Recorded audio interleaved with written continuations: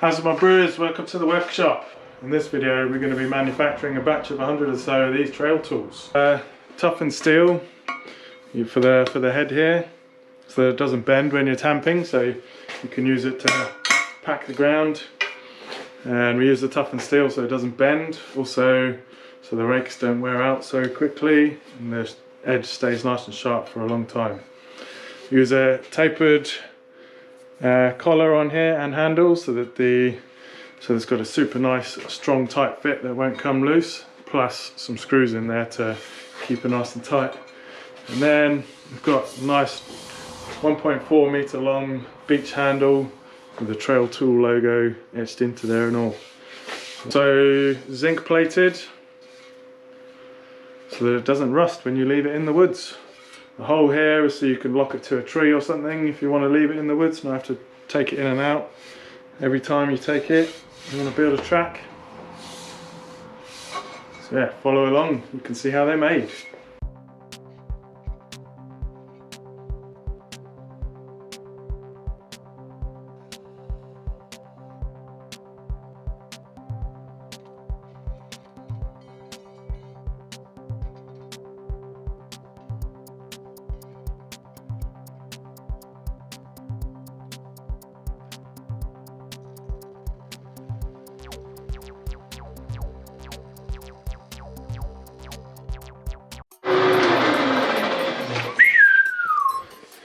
These collared tubes slide onto the handle. You see they're nice and tapered.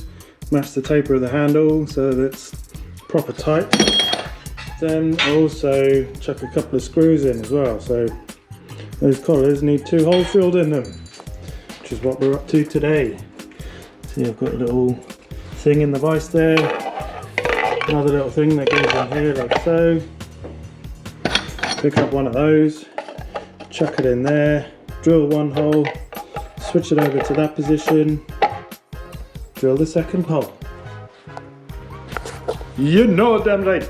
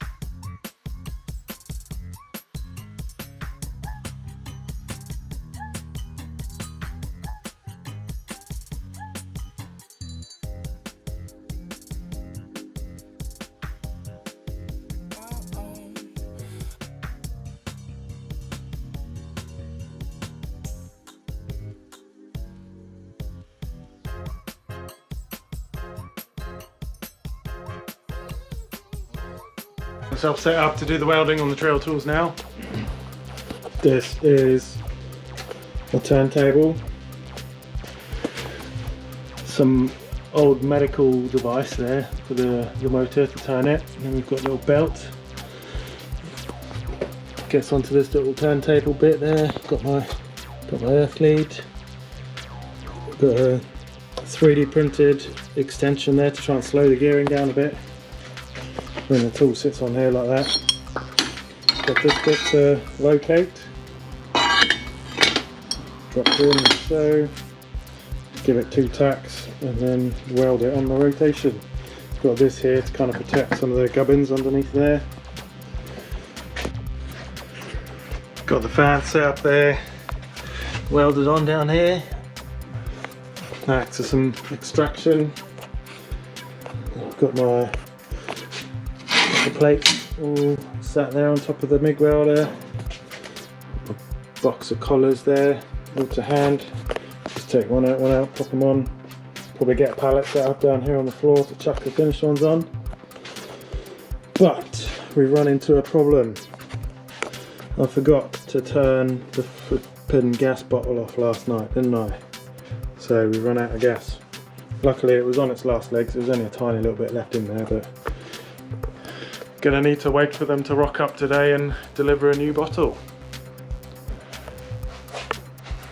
Hopefully it won't be too late and I'll be able to crack on and get these done today. That'd be sweet, wouldn't it? Get them sent off for plating on Monday, maybe Tuesday, who knows. But I hope to get them finished and welded up today. I was just about to leave the bottles outside the door because I've got to nip off and grab a frame from the powder coaters, and the man turned up and dropped me off 2 new bottles. Got the Argo mix that I need for the MIG, and I've got the pure argon I need for the TIG. Yeah!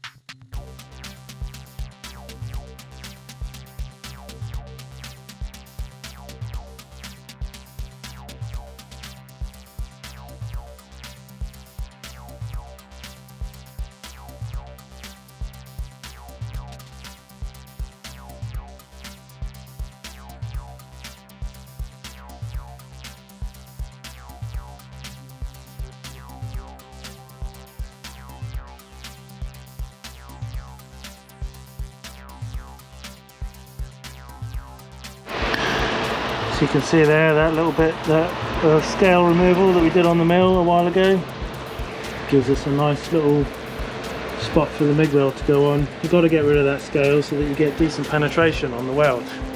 If you don't remove that scale, the weld can end up sitting on top of it and the scale will just peel off on your welder pop.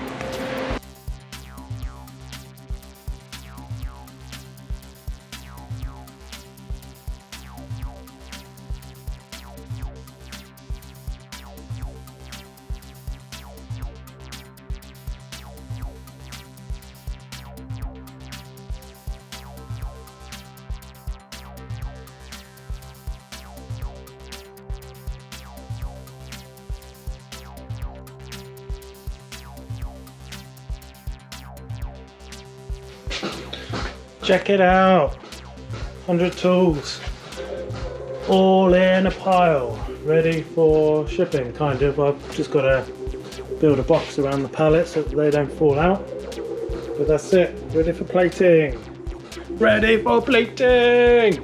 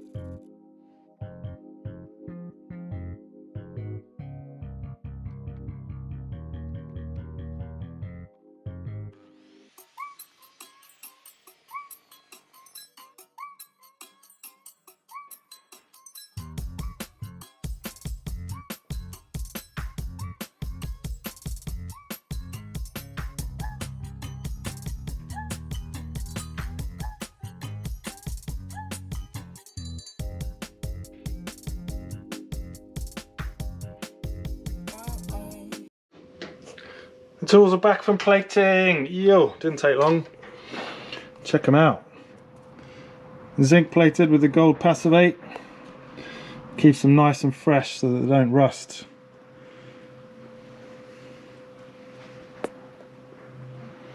Now we just got to assemble the ones that have been back ordered and need posting. The last thing we've got to do is assemble them. So we've got the head here, a couple of screws, and the handles up there. I only put them together when they need shipping. I don't put them all together in one batch just because storing them is a pain. You can imagine all the heads and handles up there would be a bit of a nightmare. So I've got to put the handle in. We slide the head onto the handle. Got to get these two logos lined up. That's the most important bit. Slide her on.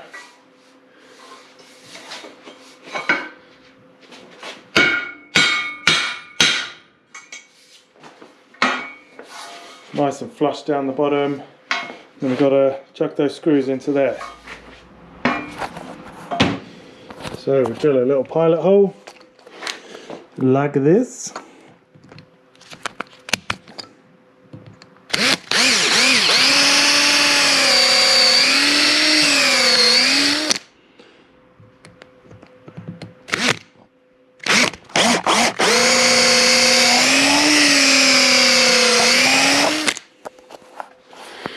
And then the screws go in.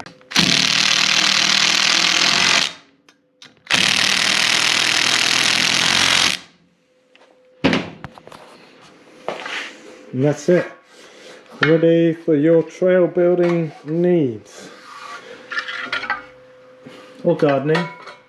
Or any other sort of landscaping that you want to be doing. Yo! There we go, that's how I build a batch of trail tools. They are built to be indestructible. I've never had one break. Guaranteed for life. If you want to buy one, the link is in the description. Thanks for watching the video. Really appreciate it. Hope you have a good day.